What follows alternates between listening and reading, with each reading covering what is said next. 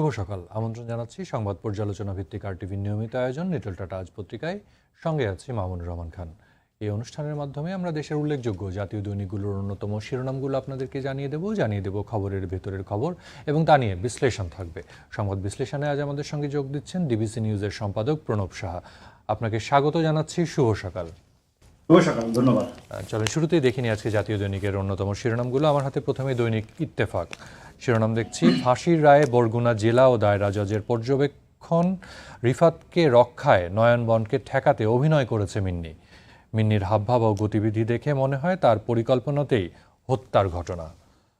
এর পাশে দেখছি, আওয়ামী লীগ সরকারে না থাকলে আরও অনেক বেশি মানুষ মারা যেত বলছেন প্রধানমন্ত্রী। কোনো অবস্থাতেই দলের অভ্যন্তরে বিতর্কিতদের আশ্রয় প্রশ্রয় দেয়া চলবে না, তিনি আবারও এটি বলেছেন। এছাড়া এমপিদের প্রভাবে প্রভাবিত হয়ে কোনো কমিটি গঠন না করার নির্দেশ। আর একটি শিরোনাম দেখছি, লক্ষ্মীপুরে গৃহবধূর 2 হাতের কবজি কেটে দিল দুর্বৃত্তরা, কন্যা শিশুকে কুপিয়ে জখম। এই ধরনের নৃশংসতা খুব বেড়েছে, এই ধরনের শিরোনাম আমরা দেখছি। ঢাকা চিকিৎসা নিচ্ছে, আমরা সেটা ফলো করছি। জি। প্রথম আলোর প্রধান শিরোনাম দেখছি, ট্রাম্প শিবির এখন যেন নাবিকবিহীন জাহাজ। বিশ্লেষণ মার্কিন নির্বাচন। এখানে বলা হচ্ছে, ট্রাম্প মেলোনিয়া ছাড়াও করোনায় আক্রান্ত ঘনিষ্ঠ 2 উপদেষ্টা, 3 সেনেটর সহ আরও ডজন খানেক মিত্র। ভাষ্যকাররা বলছেন, ট্রাম্প বেশ অসুস্থ না হলে সামরিক হাসপাতালে নেওয়ার প্রয়োজন পড়তো না। ট্রাম্পের সব ধরনের নির্বাচনী প্রচারণা হয় বাতিল করা হচ্ছে বা ট্রাম্পের জায়গায় আসন গ্রহণ করতে হচ্ছে ভাইস প্রেসিডেন্ট মাইক পেন্সকে। একসময় তহবিল সংগ্রহে এগিয়ে থাকলেও বর্তমানে অর্থ সংকটে পড়েছে ট্রাম্পের প্রচার শিবির। সুযোগ পেলে আলোচনা করব। এর পাশে দেখছি, তুলে নেওয়ার পর তরুণীকে নির্যাতন করেন 4 জন, সিলেটের তরুণী ধর্ষণ। 5 দিনের রিমান্ড শেষে দেয়া জবানবন্দিতে আসামি শাহ মোহাম্মদ মাহবুবুর এই কথা বলেন। পেছনের পাতায় দেখছি, ভবনই শেষ হয়নি, যন্ত্র কেনা সারা। ঢাকার পশু জবাইখানা ভবন নির্মাণের কাজ শেষ করার 1.5 বছর আগে 74 কোটি টাকার যন্ত্র কেনা হয়েছে। পশু জবাই হচ্ছে অস্বাস্থ্যকর উপায়। দৈনিক সমকাল একটি রোমহর্ষক ঘটনার শিরোনাম তারা করেছে। তারা বলছে, শেওড়াপাড়ায় রোমহর্ষক ঘটনা, চিকিৎসকদের প্রাথমিক ধারণা এটা নারীদেহ, দেয়াল খুঁড়তে কঙ্কাল।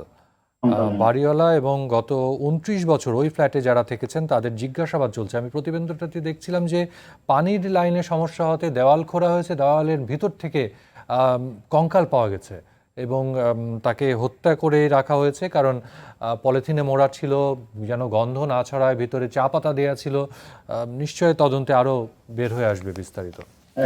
আমি শুধু এখানে একটা কথা বলতে চাই, বহুদিন আগের একটি হিন্দি ছবির কথা মনে পড়ে গেল, দৃশ্যমান বাংলায় হয় আর কি। সেখানে যাকে খুন করা হয়েছিল সেই লাশটিকে নির্মাণাধীন থানার বেসমেন্টের নিচে সেখানে রাখা হয়েছিল, যাতে কোনোদিন এটার রহস্য খুঁজে না পাওয়া যায়। যাকে হত্যা করা হয়েছে তার লাশটি থানা, মানে পুলিশ স্টেশনেই এভাবে লুকিয়ে রাখা হয়েছিল, মানে নির্মাণাধীন পুলিশ স্টেশনের ভিতরে। একই রকম এই কথাটা আমি যখন আজ সকালে পড়ছিলাম পত্রিকাটা, তখন ওই ছবির কথাটাই মনে পড়লো, হিন্দি ছবি এটি। এবং এখানে একটি বিষয় বলা হচ্ছে যে অপরাধীরা যত চেষ্টাই করুক, অপরাধ কোনো না কোনো সময় বের হয়ে আসেই এবং সেটার একটা সুরাহা নিশ্চয় হবে, আমরা আশা করব। এর পাশে দেখছি, সরকারি ওয়েবসাইটের একই হাল, এরকম একটি শিরোনাম করেছে, অধিকাংশই ভুল তথ্যে ভরা, হালনাগাদ হচ্ছে না বছরের পর বছর। কালের কণ্ঠ প্রধান শিরোনাম করেছে, 1 লাখ বেকার, গ্রামে ফিরে গেছে বেশিরভাগ।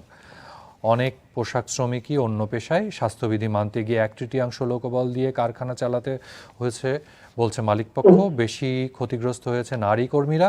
শ্রমিকদের মজুরি পরিশোধের 3 দফায় 10,500 কোটি টাকা প্রণোদনা। এপ্রিলে 60% এবং মে ও জুন মাসে দেওয়া হয়েছে 65% মজুরি। সেপ্টেম্বরের প্রথম 26 দিনে পোশাক রপ্তানিতে প্রবৃদ্ধি হয়েছে প্রায় 6%। এখন অনেক কারখানার ফটকে ঝুলছে শ্রমিক নিয়োগের বিজ্ঞপ্তি। ঘুরে দাঁড়িয়েছে। এর পাশে দেখছি, এমপি জিল্লুরের রাজবাড়ি শাসন, এটি তাদের একটি বিশেষ প্রতিবেদন। একটি ছবি দেখতে পাচ্ছি সম্ভবত এমপি পুত্র অস্ত্র নিয়ে, এবং এখানে বলা হচ্ছে, কাউখালী, পাংশা ও বালিয়াকান্দি উপজেলায় সংসদ সদস্য ও তার ছেলের আশ্রিত ক্যাডার বাহিনীর নির্যাতন থেকে বাদ যাননি আওয়ামী লীগের নেতাকর্মীরাও। একটা পক্ষ বিপক্ষ আছে। কিছুদিন আগে আমি দেখেছিলাম আবার এমপি জিল্লুর হাকিমের পক্ষে কয়েকজন আওয়ামী লীগ নেতা ঢাকায় এসে প্রেস কনফারেন্স করেছিল, বা এটা দু একটি নিউজ কিন্তু এর আগেও হয়েছে। তখন আবার সংসদ সদস্য নিজে এটা প্রতিবাদ করেছে যে এটা ঠিক না, ফলে ওখানে একটা কিছু ঘটছে বলে মনে হচ্ছে। আর নিচে আরেকটি শিরোনাম দেখছি, রামেকে হিসাবরক্ষক পদে কি মধু। রামেক হাসপাতালের প্রধান হিসাবরক্ষক আনোয়ার হোসেন ও সাবেক প্রধান হিসাবরক্ষক মহিউদ্দিন মারুফের সম্পদের হিসাব চেয়েছে দুদক। আমরা জানি দুদক প্রায় অর্ধশত সরকারি কর্মকর্তা কর্মচারীর এরকম বিপুল সম্পদের ব্যাপারে অনুসন্ধান করছে। যুগান্তর শিরোনাম করেছে, দুদকের 4.5 বছর ঘুরে দাঁড়াতে বিশেষ উদ্যোগ। এখন দুদকের নাম শুনলে দুর্নীতিবাজদের বুকে একটু হলেও ঝাঁকুনি দেয়, বলছেন ইকবাল মাহমুদ। এর পাশে দেখছি, বিস্ফোরক পরিদপ্তরের পরিদর্শকের অবৈধ সম্পদের পাহাড়, আফজাল মালেকের পর এবার রব। দুদকের প্রাথমিক অনুসন্ধানের পর রাজধানীতে 8 তলা ভবনসহ 52 স্থানে জমি ক্রোক এবং ব্যাংকে থাকা 35.5 লাখ টাকা ফ্রিজ। শিরোনাম দেখছি, চতুর্থবারের মতো বাফুফের সভাপতি কাজী সালাউদ্দিন। পেছনের পাতার একটি খবর, অনলাইনে ক্লাস শুরু আজ, উচ্চ মাধ্যমিকের পাঠ্য বই নিয়ে নানা কারসাজি। দেশ রূপান্তর শিরোনাম করেছে, প্রশাসন ছাড়া পদোন্নতি নেই অন্য ক্যাডারে। ফুড ক্যাডারের এসি ফুড পদ 69টি, কর্মরত ক্যাডার কর্মকর্তা 17 জন। শূন্য পদের কথা বলে যোগ্যদের পদোন্নতি বঞ্চিত করা হয়। ক্যাডার কর্মকর্তাদের দায়িত্ব পালন করানো হয় নন ক্যাডার কর্মকর্তাদের দিয়ে। মামুন, আপনি জানেন যে গত সপ্তাহে একটি খবর হয়েছিল যে অতিরিক্ত সচিব পদে অনেকের পদোন্নতি হয়েছে অ্যাডমিন ক্যাডারের, এবং আমরা যত অতিরিক্ত সচিবের যত পদ তার মানে কমপক্ষে দ্বিগুণ পদ কিন্তু এখন তারা আছে, কিন্তু সেই পদ কিন্তু নাই, পদ না থাকা সত্ত্বেও তারা প্রমোশন পেয়েছে। মানে আপনি অন্যান্য ক্যাডার সার্ভিসে দেখেন যে এই ক্ষোভ বিক্ষোভ কিন্তু সবসময় আমাদেরকে শুনতে হয়। হ্যাঁ, সরকারি কর্মকর্তা কর্মচারীদের মধ্যে জি এই বিষয়টি আছে, আমরা অনেকবারই শুনেছি। আরেকটি খবর, ডোপ টেস্টের জন্য 21 জেলায় বসছে মিনি ল্যাব। সরকারি চাকরিতে নিয়োগ, মাদক। এছাড়া আমি দেখছিলাম যে ড্রাইভিং লাইসেন্স পেতেও কিন্তু মাদক পরীক্ষায় উত্তীর্ণ হতে হবে আর কি, তো সেটি একটি ভালো উদ্যোগ। আমরা এই খবরও জানি যে এই ডোপ টেস্টের জন্য বিশেষ যন্ত্রপাতিও কেনা হচ্ছে বা কেনা হয়েছে মাদক নিয়ন্ত্রণ অধিদপ্তরে। জি, এবং 21 জেলায় প্রাথমিকভাবে এটি বসতে যাচ্ছে। দ্য ডেইলি স্টার প্রধান শিরোনাম করেছে, pay or die, stories behind gun fights and the human cost of OC Pradeep's rule in Teknaf.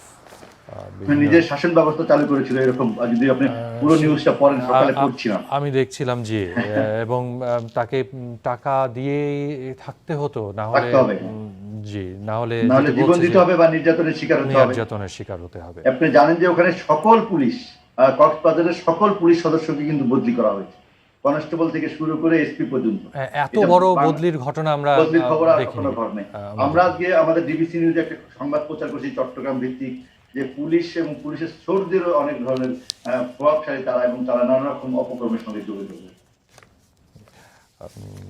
একটি শিরোনাম দিয়ে শুরু করতে চাই, সেটি হচ্ছে যে বরগুনার যে আলোচিত রিফাত শরীফ হত্যা, সেটির রায়ের সার্টিফাইড কপি গতকালকে পাওয়ার পরে যেই খবরগুলো এসছে, প্রথম আলো শিরোনামটি করেছে এভাবে, তারা বলছে যে আয়েশার সর্বোচ্চ শাস্তি না হলে অন্য মেয়েরা বিপদগামী হবে, এটি হচ্ছে আদালতের পর্যবেক্ষণ। আর মিন্নির আইনজীবী তিনি বলছেন যে এই মামলার তদন্তে গাফিলতি ছিল, মাদকের বিষয়টি আলোচনায় এলেও তদন্তে আমলে নেওয়া হয়নি। এই বিষয়টি দিয়ে যদি আপনি আপনার বিশ্লেষণ শুরু করেন। এটি একটি অন্যতম ঘটনা। দেখেন, যাকে আমরা ঠিক একরকম বাদী হিসাবে কিন্তু সে ছিল, যখন এই ভিডিও ফুটেজ প্রথমে আসলো, মানে রিফাত হত্যাকাণ্ডের যে নৃশংসতা আমরা দেখেছি, যে প্রকাশ্যে সবাই কয়েকজন মিলে একজনকে কোপাচ্ছে এবং তার স্ত্রী তাকে বাঁচানোর চেষ্টা করছে, এরকম একটা ঘটনা থেকে কিন্তু এটি সারা বাংলাদেশ মানে দেশের মধ্যে একটি আলোড়ন সৃষ্টি করেছিল ওই ভিডিও ফুটেজ থেকে। ফলে তখন কিন্তু সবাই সিম্পথি ছিল কিন্তু নিমির প্রতি, যে তার স্বামীকে মারা হচ্ছে, তার সামনে কুপিয়েছে দুর্বৃত্তরা এবং মেরেছে। কিন্তু ঘটনা যখন তদন্ত শুরু হলো, তখনও কিন্তু দেখেন হঠাৎ করে আমরা যদি বলি যে মানে পাশা উল্টে গেল, যিনি বাদী হবেন, যার স্বামী মারা গেল, তাকে আসামি করা হলো। পুলিশ কিন্তু করেছে, এবং অনেকটা সমালোচনার মধ্যে আপনি যখন জানবেন যে যখন ঘটনাটি ঘটেছিল, পুলিশ যখন তাকে সন্দেহ করলো এবং গ্রেপ্তার করে ফেললো, তখন কিন্তু সারা বাংলাদেশ জুড়ে একটি পক্ষবিপক্ষ হলো, যে তাকে ঠিক করা হলো কিনা, পুলিশ এটা বাড়াবাড়ি করলো কিনা।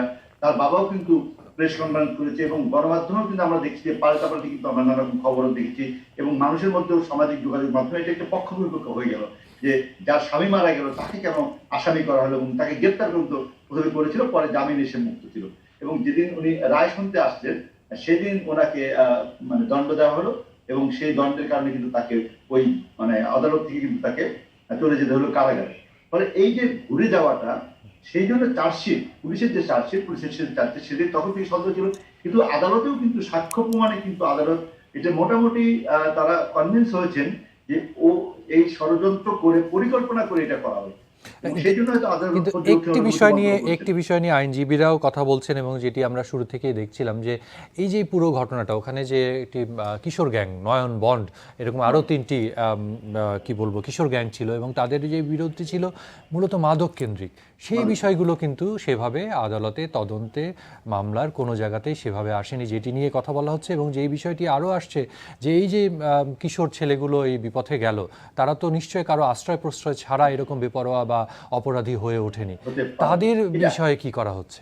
এটা অবশ্যই করা উচিত ছিল যে এই আসলে যে মাদক নিয়েই যে গোলমালটা হয়েছিল, সেই মাদকের ব্যাপারে কিন্তু আসলে তদন্ত করা উচিত ছিল। আসলে এই মাদকের পিছনে এই অল্প বয়সী তরুণ কিশোরদের পিছনে কেউ না কেউ থাকে, কারণ এখানে অর্থের ব্যাপার আছে এবং এখানে রাজনৈতিক প্রতিপত্তির ব্যাপার আছে, এবং একজন সংসদ সদস্যের নামও কিন্তু জড়িয়ে গিয়েছিল এখানে, যিনি ওখানে একটা প্রভাবশালী রাজনৈতিক নেতা। ফলে সেই জায়গাটা কিন্তু একটু সরে যাওয়া হয়েছিল মনে হয়, সেই জন্যই আইনজীবীরা বলছেন। এবং এখনো আমরা বলছি যে ওই জায়গাটায় শুধু বরগুনা নয়, সারা বাংলাদেশে মাদকের যে বিস্তৃতি ঘটেছে এবং সেখান থেকে কিশোর গ্যাং কালচার, যে আপনি ঢাকাও জানেন যে একাধিক খুনের ঘটনা ঘটেছে, উত্তরা এবং অন্য আরো কয়েকটি জায়গায়, কেরানীগঞ্জে আমরা দেখেছি। ফলে এই জায়গাটাতে আমাদের কিন্তু অ্যাড্রেস করতে হবে। এবং আপনি যখন জানেন যে যখন আমরা মাদকের বিরুদ্ধে খুব বড় ধরনের অভিযান চালাচ্ছে সরকার, বিভিন্ন আইন শৃঙ্খলা বাহিনী, তখন দেখছি যে মাদককে কেন্দ্র করে বড় ধরনের অপরাধ হচ্ছে, এমনকি আমাদের কিশোর তরুণরাও কিন্তু এর মধ্যে জড়িত হয়ে যাচ্ছে। দুটি, একটি হলো তারা সেবন করছে, তারা মাদক গ্রহণ করছে, সেটি একটি অপরাধ, আবার এ থেকে খুনের পর্যায়ে চলে যাচ্ছে এবং কিশোর গ্যাং গড়ে উঠছে। সেটা একটা ভয়াবহ জায়গা আর কি, আমাদেরকে উদ্বিগ্ন করে তুলছে যে আমাদের অল্প বয়সী তরুণ। এবং এই যে দেখেন টেরিফাস হত্যাকাণ্ডে যদি এদের যে যাদের মৃত্যুদণ্ড হয়েছে, এটা তো অল্প বয়সী, তাদের তো জীবনের বড়টা সময় তাদের পড়েছিল। এখন তারা এখান থেকে কি হবে আমরা জানি না, এটা হাইকোর্ট আপিলের ডিভিশন হয়ে এই শাস্তি কি হবে, কিন্তু সমাজের যে একটি বড় ধরনের অপরাধের সঙ্গে জড়িত হয়ে যাচ্ছে আমাদের তরুণরা, আমাদের ভবিষ্যৎ প্রজন্ম, সেটা কিন্তু একটা বড় ধরনের চিন্তার বিষয়। আমি মনে করি যে সেই জন্য শুধু বরগুনা নয়, সারা বাংলাদেশ জুড়ে এই কিশোর গ্যাং এবং মাদকের সঙ্গে কিশোর গ্যাংয়ের পিছনে রাজনৈতিক প্রভাব প্রতিপত্তির যে বিষয়টি আছে, সেটিও কিন্তু আমাদের দেখা দরকার। এবং রাজনৈতিক দল সরকার পরিচালনা করে, রাজনৈতিক দল রাষ্ট্র পরিচালনা করে, তারা দেশকে নেতৃত্ব দেয়, রাজনৈতিক নেতৃবৃন্দ, তাদেরকে কিন্তু সতর্ক হতে হবে যে তাদের কারণে, তাদের আশ্রয় প্রশ্রয়ের কারণে কোনো কিশোর গ্যাংয়ের জন্ম যাতে না হয়, মাদকের সমাজে যেন বিস্তৃতি না ঘটে। আমাদের আইন শৃঙ্খলা বাহিনী হয়তো অনেক মাদক জব্দ করছে, ধরছে, শাস্তি দিচ্ছে, কিন্তু রাজনৈতিক প্রভাব যদি থাকে, এবং এই ক্ষেত্রে আমরা একদম স্পষ্ট করে বলতে চাই আমাদের আইন শৃঙ্খলা বাহিনীরও কেউ এর সঙ্গে যুক্ত থাকে। আপনি অনেক মামলাটা আমরা দেখবেন পুলিশের বিশেষ করে। ফলে আইন শৃঙ্খলা বাহিনী এবং রাজনৈতিক নেতৃত্ব, তারা যদি যৌথভাবে এটার বিরুদ্ধে এক কাট্টা না হয়ে থাকেন, তাহলে কিন্তু তাদেরও ভবিষ্যৎ, কিন্তু রাজনৈতিক নেতৃত্ব যদি ভবিষ্যৎ প্রজন্মের দিকে, আমাদের কিশোররা তরুণদের দিকে যদি তারা নজর না দেন, তাদেরকে যদি মাদক থেকে আমরা ফেরাতে না পারি, তাহলে তো তাদের রাজনৈতিক অবস্থানও কিন্তু ভালো থাকবে না। দেশ যদি ভালো না চলে, তাহলে সেই ব্যর্থতার দায় কিন্তু তাদেরকে নিতে হবে। আমরা মুক্তিযুদ্ধের, দেশ স্বাধীনতার 50 বছর পূর্তি হবে আমাদের 2021 সালে, আমরা সুবর্ণ জয়ন্তী পালন করছি। এই সুবর্ণ জয়ন্তী যদি এসে দেখতে হয় যে আমাদের কিশোর তরুণরা, বিশেষ করে আপনি জানবেন যে এখন আমাদের জনসংখ্যা, আমাদের জনমেতি বলি ডিভিডেন্ড, আমরা ডেমোক্রেটিক ডিভিডেন্ড, যে আমাদের তরুণরাই বেশি শক্তি। এই করোনাকালেও কিন্তু তার সুফল আমরা পেলাম, যে তরুণদের সংখ্যা বেশি জন্যই হয়তো আমাদের আক্রান্তের সংখ্যা কম, বা আক্রান্ত হলেও মৃত্যুর সংখ্যা কম। এই তরুণদেরকে, এই কিশোরদেরকে কিন্তু আমাদের রক্ষা করতে হবে, এবং সেটা মাদক থেকে, সেটা এইরকম অপরাধ থেকে, যাতে প্রকাশ্য দিবালোকে প্রতিপক্ষকে খুন করার পর্যায়ে যাতে না যায়। এটা কিন্তু একটা বড় ধরনের একটা উদ্যোগ আমাদের নিতে হবে, সামাজিক আন্দোলন বলি, আমাদের শিক্ষার বিস্তার বলি, আমাদের সংস্কৃতি দিয়ে আমাদের মানস জগতে যে পরিবর্তন হয়ে যাচ্ছে আমাদের কিশোর তরুণদের, সেই জায়গা থেকে তাদেরকে সরিয়ে আনতে হবে। যে আমরা কিছু উদ্যোগ দেখছিলাম, যেমন ডিএমপিতে আমরা দেখেছি যে কিছু কর্মকর্তা যাদেরকে সন্দেহ করা হচ্ছিল তাদের টেস্ট করা হয়েছে এবং তাদের চাকরি এখন চলে যাচ্ছে, কারণ যারা পজিটিভ হয়েছে। আমরা দেখছি যে 21টি জেলায় মিনি ল্যাব করতে যাচ্ছে মাদকদ্রব্য নিয়ন্ত্রণ অধিদপ্তর, এবং সেখানে কিন্তু সরকারি চাকরিতে ঢোকার আগে এই মাদক পরীক্ষাটি বাধ্যতামূলক করা হচ্ছে। ড্রাইভিং লাইসেন্স নেওয়ার ক্ষেত্রেও এটি প্রয়োজন হবে। নিশ্চয়ই এই বিষয়ে আপনার কাছ থেকে আরও শুনবো। দর্শক, আমাদের একটি বিরতিতে যেতে হচ্ছে, ফিরবো খুব অল্প সময় পরে, আশা করি সঙ্গে থাকবেন। বিরতির পর আবারও স্বাগত জানাচ্ছি। সংবাদ পর্যালোচনা ভিত্তিক আরটিভির নিয়মিত আয়োজন লিটল টাটা আজ পত্রিকায় সংবাদ বিশ্লেষণে আজ আমাদের সঙ্গে আছেন ডিবিসি নিউজের সম্পাদক প্রণব সাহা।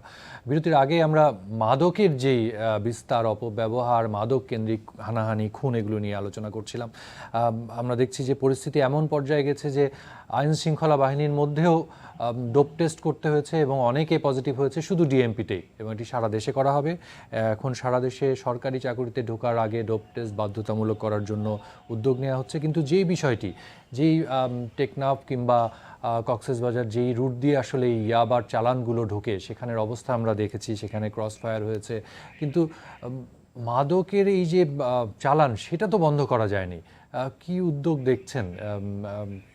এই জায়গাটা কেন নিয়ন্ত্রণ করা যাচ্ছে না? চিন্তার বিষয় কিন্তু আমরা যদি দেখি যে ইয়াবা কোত্থেকে আসে, এই জায়গা কিন্তু আমাদের আইন শৃঙ্খলা বাহিনী এবং রাষ্ট্রীয়ভাবে কিন্তু জিনিসটাকে অন্যভাবে নজর দিতে হবে। কারণ আমরা যদি সীমান্ত দেখেন এবং সেটা যদি নাপ নদী দিয়ে যদি নৌপথে আসে, তাহলে আমাদের তো এখন কোস্টগার্ড আছে, ইভেন আমাদের নৌবাহিনীও আছে। ফলে ওই জায়গাটায় কিন্তু একটা বড় ধরনের সুরক্ষা ব্যবস্থা করতে হবে।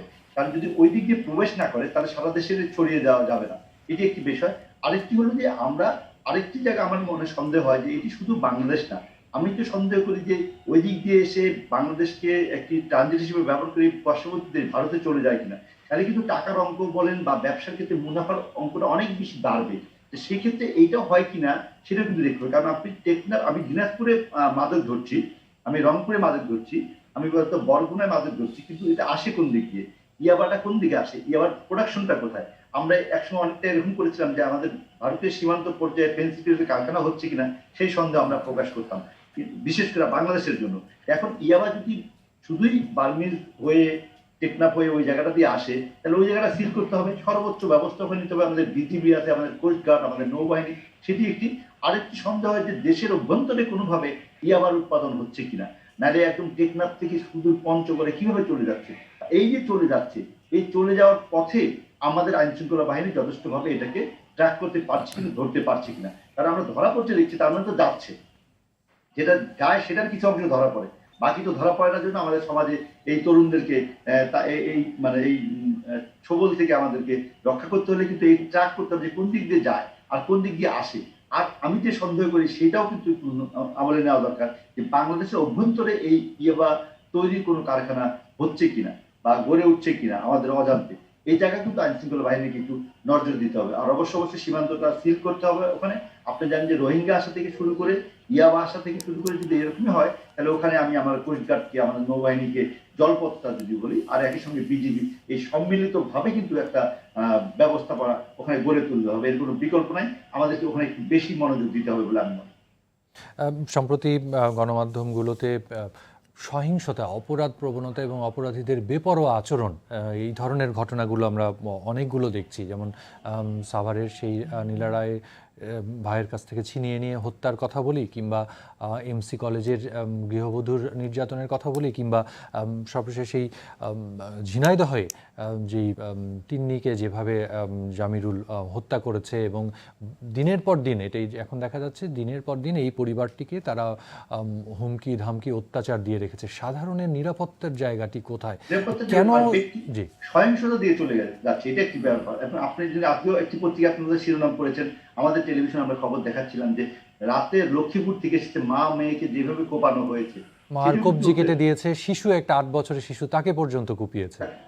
এই যে মানুষের মধ্যে একটা সহিংসতা, ব্যক্তিগত পর্যায়ে সহিংসতা, ক্রোধ, মানুষের প্রতি মানুষের বিতৃষ্ণা, এবং একজনকে আঘাত করতে কোন রকম মানবিকতা তাকে ঠেকিয়ে রাখতে পারছে না, এইটার একটা বড় ধরনের আমাদের মানস জগৎ বলি, আমাদের সামাজিক আচরণ বলি বা পারিবারিক সহিংসতা কিন্তু অনেক বেশি বৃদ্ধি পাচ্ছে। এবং আপনি তো নারী নির্যাতন, নারী ধর্ষণের কথা তো আমরা গত কয়েকদিন যদি ব্যাপক খবর হচ্ছে, সিলেট থেকে শুরু করে সারা বাংলাদেশে, এটা আপনার এই বেশি খবর হচ্ছে নাকি বেশি সংখ্যক বেড়ে গেলে, এটা আমাদেরকে চিন্তিত করে তুলছে। ফলে এই সব দিকে কিন্তু নজর দিতে হবে। একই সঙ্গে আমাদের ধরেন যে চলছে প্যান্ডামিক, ফলে সেই প্যান্ডামিকে কিন্তু আমাদের সেখানে কিন্তু আমাদের ধরেন যে একটু নজর দিতে হবে। এই কারণে সহিংসতা বেড়ে যাচ্ছে কিনা, মানুষের আয় নাই, মানুষের রোজগার নাই, মানুষ বেকার হয়ে যাচ্ছে। আপনি কোন পত্রিকা শিরোনাম করলেন যে 1 লক্ষ বেকার দেশে গ্রামে চলে গেছে, সেখানে তো তাদের মধ্যে অস্থিরতা আছে, সে চাকরি হারিয়েছে, সে তো খুব ক্ষুব্ধ, সে তো আয় নাই তার হাতে, তার সন্তানকে ঠিকভাবে লালন পালন করতে পারছে না। ফলে এই সবকিছু মিলে কিন্তু আমাদেরকে দেখতে হবে। জি, একটু অন্য খবরে আসতে চাই। গতকালকে আওয়ামী লীগের কার্যনির্বাহী সংসদের সভা হয়েছে, এবং সেখানে যে বিষয়টি দলীয় প্রধান যেটি বলছিলেন যে বিতর্কিতদের কোনোভাবেই স্থান দেওয়া যাবে না। এবং কমিটি করার ক্ষেত্রেও তিনি একটি বিষয়ে হুঁশিয়ারি করেছেন যে স্থানীয় সংসদ সদস্যরা অনেক ক্ষেত্রে আমরা দেখি যে নিজেদের লোক, কাছেদের লোককে কমিটিতে নেওয়ার একটা প্রবণতা থাকে। তিনি সেই জায়গাটায় একটা নির্দেশনা দেখছি যে ত্যাগী এবং যারা নিবেদিত প্রাণ তাদেরকেই যেন স্থান দেওয়া হয়। সেটি তাকে করাই উচিত, কারণ আমরা বহুদিন যাবৎ দেখছি যে দল যখন, একটি রাজনৈতিক দল যখন ক্ষমতায় থাকে তখন কিন্তু তার নানা রকমের নেতিবাচক দিকও কিন্তু সামনে চলে আসে, এবং যখন ক্ষমতায় আসে তখন ক্ষমতার বলয়ের চারপাশে, আমার মন্ত্রীদের চারপাশে, আমার রাষ্ট্র ব্যবস্থা, সরকার পরিচালনার ক্ষেত্রে যারা লাভবান করতে পারে আরেকজনকে, তাদের চারপাশে কিন্তু নতুন লোকের ভিড় হয়। এটা দেখেন, প্রেজেন্ট, আমরা পিজিবি বলতাম আগে, প্রেজেন্ট গভর্নমেন্ট পার্টি, কিছু লোক থাকে যে সকল ধরনের ক্ষমতাসীনদের সাথে তারা সুসম্পর্ক রাখতে পারে এবং তারা আর্থিকভাবে বেনিফিটেড হয়। এটা কিন্তু একটা আমাদের দেশের একটা কমন ফেনোমেনা, সারা আমাদের দেশে হয়তো অন্যান্য দেশেও এরকম আছে। ফলে যারা রাষ্ট্রের দায়িত্ব পালন করে, যারা মন্ত্রী হলেন, যারা এমপি হলেন, বা অন্যভাবে যাদের সুযোগ আছে অন্যকে লাভবান করার, তাদেরকে কিন্তু এই জায়গাটা দেখতে হবে যে আমার যেহেতু সুযোগ আছে কাউকে লাভবান করার, ফলে আমার কাছে আমার দলের লোকের প্রথম প্রায়োরিটি, এবং দলের লোককে তো আবার অন্যায় অবৈধভাবে কোনো সুযোগ দিতে পারবেন না, আর অন্য লোককে তো নয়। এবং দলের যারা ত্যাগী লোক, আপনি জানেন যে আওয়ামী লীগ একটি বাংলাদেশের পুরাতন রাজনৈতিক দলের একটি, তাদের বহুদিনের ঐতিহ্য আছে, তাদের দেশে দেশ স্বাধীনের নেতৃত্ব দেওয়ার ঐতিহ্য আছে। ফলে তেমন একটি দলের কাছে তো আমরা এটা প্রত্যাশা করি না যে তারা দলে অনুপ্রবেশকারী বলেন, হাইব্রিড বলা হচ্ছে, কাউয়া বলা হচ্ছে। ফলে আমরা চাই যে তাদের কাছে অনেকে ফেরার চেষ্টা করবে, কিন্তু কমিটি নির্বাচনের সময় এবং পকেট কমিটি, টাকার বিনিময়ে কমিটি গঠন, আপনি এর আগে যুবলীগ, স্বেচ্ছাসেবক লীগ সম্পর্কে নানা কথাবার্তা আমরা শুনেছি, এবং সেই সম্মেলনগুলো হয়েছে, কেন্দ্রীয় কমিটি হয়েছে, পূর্ণাঙ্গ কমিটি কিন্তু এখনো হয়নি। এবং কালকের আওয়ামী লীগের কার্যনির্বাহী সংসদের বৈঠকেও কিন্তু আলোচনা হয়েছে, জেলা কমিটিগুলো পূর্ণাঙ্গ হয়নি। অনেকে জেলা সম্মেলন হয়েছে, শুধু সভাপতি, সাধারণ সম্পাদকের নাম ঘোষণা হয়েছে, এমনকি কেন্দ্রের অঙ্গ সহযোগী সংগঠনগুলো শুধু সভাপতি, সাধারণ সম্পাদক হয়েছে, পূর্ণাঙ্গ কমিটি হয়নি। আমার যতদূর মনে পড়ে ঢাকা মহানগরী যে উত্তর দক্ষিণ কমিটি আওয়ামী লীগের, সেটিও কিন্তু পূর্ণাঙ্গ হয়নি। এই জায়গাগুলোকে রাজনৈতিক দল যখন ক্ষমতা থাকে তখন অন্য অনেক কাজে তারা ব্যস্ত থাকেন, দলীয় সাংগঠনিক তৎপরতা অনেক সময় তাদের, যদিও এই প্যান্ডামিকে আমরা দেখেছি যে রাজনৈতিক দল হিসেবে আওয়ামী লীগ সক্রিয় করেছে, তারা একদম ধান কাটাতে সহযোগিতা করা থেকে শুরু করতে ত্রাণ পর্যায়ে প্রধানমন্ত্রী বলেছেন যে 500 কতজন মানুষ, 20 জন মানুষ আক্রান্ত হয়ে মারা গেছেন তাদের কর্মী, এবং এরকম স্যাক্রিফাইস কেউ করে, অবশ্যই এটার জন্য আমরা আওয়ামী লীগের প্রতি আমাদের সাধুবাদ থাকবে। কিন্তু একই সঙ্গে আপনি জানবেন যে আওয়ামী লীগ প্রায় এক যুগ একটানা 2008 সালের পর থেকে 20 সাল, 12 বছর এক যুগ কিন্তু একটানা রাষ্ট্র পরিচালনার দায়িত্বে আছেন। ফলে এই যে রাষ্ট্র পরিচালনার দায়িত্ব থাকলে মানুষকে আর্থিকভাবে লাভবান করার যে সুযোগ থাকে, সেটির সুফল দিবে তারা। একজন এক্ষেত্রে তারা প্রান্তিক মানুষকে তারা ভালো রাখবে। প্রধানমন্ত্রী বারবার দাবি করেন এবং প্রধানমন্ত্রী নিজেও সেভাবে চলার চেষ্টা করেন। আমরা মনে করি যে তার নেতৃত্বে আওয়ামী লীগ এই যে বহুদিন রাষ্ট্র পরিচালনার দায়িত্বে আছেন, এর সুফল সাধারণ মানুষ পাবে, দলের কর্মীরা পাবে, দলের ত্যাগী নেতারা পাবে। তারা যেন অন্যায়কারীদের সাথে এবং শুধু টাকার জন্য কোনো নেতার সাথে কেউ ঘিরে যাবেন আর অনেকদিন আওয়ামী লীগ করেন, তারা কোনো সুযোগ সুবিধা বলি বা কমিটিতে থাকার যে নেতৃত্বে থাকার যাওয়ার এবং প্রার্থী হওয়ার, আপনি জানেন যে দলীয় সংসদ সদস্য পদ থেকে শুরু করে ইউনিয়ন পরিষদের সদস্য এবং ইউনিয়ন পরিষদ চেয়ারম্যানের ক্ষেত্রে, এই মনোনয়নের ক্ষেত্রেও কিন্তু আওয়ামী লীগকে নজর দিতে হবে। যারা বহুদিনের ত্যাগী নেতা, যারা বহুদিন সংগঠনকে আগলে রেখেছেন, তাদেরই কিন্তু মনোনয়নের অগ্রাধিকার থাকবে। কমিটিতে পদ পাওয়ার ক্ষেত্রে তাদেরই অগ্রাধিকার থাকতে হবে। গত 5 বছর যাবৎ আওয়ামী লীগ করে, 10 বছর যাবৎ আওয়ামী লীগ করে, 2008 সালে আওয়ামী লীগ ক্ষমতা আসার পর থেকে আওয়ামী লীগের সঙ্গে যুক্ত হয়ে এখন তারা বড় পদে কমিটিতে পদ পেয়ে যাবেন। হয়তো ভালো নেতা যে তিনি হয়তো পাবেনি, নেতৃত্বের গুণের উপরই কারণে সে হয়তো এগিয়ে যাবে। যে 5 বছর রাজনীতি করে আর যে 10 বছর রাজনীতি করে, এর মধ্যে অবশ্যই নেতৃত্বের গুণে যার বেশি যোগ্যতা সে বড় পদ পাবে। কিন্তু একই সঙ্গে ত্যাগের বিষয়টি কিন্তু দেখতে হবে, কারণ উনি বিরোধী দলের শাখার সময় যে কাজ করেছেন, আর এখন ক্ষমতার সময় তো থাকা কিন্তু অনেক বেশি সহজ রাজনীতি করা, কিন্তু বিরোধী দলে থাকতে নির্যাতন থাকে, দমন থাকে, অনেক কষ্ট থাকে, সরকারি নির্যাতন থাকে, রাষ্ট্র পর্যায়ে থেকে নানা রকম হামলা মামলার ঘটনা করে, সকল বিরোধী দলের ক্ষেত্রে আমাদের এখানে প্রযোজ্য। ফলে বিরোধী দলে থাকতে যারা দলকে বেশি সময় দিয়েছে, শ্রম দিয়েছে, মেধা দিয়েছে, আমরা মনে করি যে রাজনৈতিক বিশ্লেষণ আমরা বলতে পারি যে তাদের অগ্রাধিকার বেশি, এবং তাদেরকে কিন্তু কেন্দ্রীয় কমিটি থেকে বা দলীয় শীর্ষ নেতা যারা আছেন তারা কিন্তু তাদেরকে অগ্রাধিকার দেবেন, সেটা আমরাও সেটা সুপারিশ করি। এবং দলের থেকে নেতারা তো তাই বলেন, আওয়ামী লীগ একটি ত্যাগতিকার সংগ্রামী রাজনৈতিক দল, রাজপথের সংগ্রামী রাজনৈতিক দল, বহু বছর তারা ক্ষমতায় আছেন, এখন একটা না। ফলে তার সঙ্গে কিন্তু সমন্বয় না করলে কিন্তু ভবিষ্যতে রাজনৈতিক দল হিসেবে তারা বিপদে পড়তে পারে, সেইভাবে সতর্ক থাকতে হবে। বহু বড় রাজনৈতিক দল, ইভেন আপনি ভারতের কংগ্রেসকে কিন্তু আমরা এখন বিপদাপন্ন অবস্থায় দেখছি। বিজেপির যে উত্থান হয়েছে সেখানে কিন্তু কংগ্রেস স্বাধীনতা যুদ্ধ থেকে, মানে স্বাধীনতার সময় থেকে তারা আছেন মানে কংগ্রেস দল হিসেবে, কিন্তু সেই কংগ্রেস দলের অবস্থা কিন্তু এখন খুব ভালো না। তার থেকে অনেক পরে বিজেপির যে জোট বলেন বা বিজেপি বলেন, তারা যে উত্থান হয়েছে, ধর্মকেন্দ্রিক রাজনৈতিক দলগুলি যে উত্থান হয়েছে, সেখান থেকে কিন্তু তারা পিছিয়ে গেছে। আমরা এই জিনিসটাও কিন্তু আওয়ামী লীগের নেতৃত্বকে স্মরণে রাখতে বলবো। পৃথিবীর বহু দেশে একটি ঘটনা ঘটেছে। আমরা মনে করি যে স্বাধীনতার নেতৃত্বকারী দেওয়া হিসেবে আওয়ামী লীগ এই সতর্কতার সঙ্গে পথ চলবে। জি, আপনাকে অনেক ধন্যবাদ আমাদের সময় দেওয়ার জন্য। দর্শক, আপনাদেরকেও ধন্যবাদ জানাচ্ছি। নিটল টাটা আজ পত্রিকা অনুষ্ঠানটি এখানেই শেষ করছি। জানিয়ে রাখি, অনুষ্ঠানটি প্রতি রবি থেকে বৃহস্পতিবার সকাল 9:15 এবং শুক্রবার 10:10 প্রচারিত হচ্ছে। দেখার আমন্ত্রণ রইল। করোনাকালে আপনাদের কাছে আবারও অনুরোধ, মাস্ক পরে শারীরিক দূরত্ব বজিয়ে রেখে নিরাপদে থাকবেন এবং RTVর সঙ্গেই থাকবেন। ধন্যবাদ।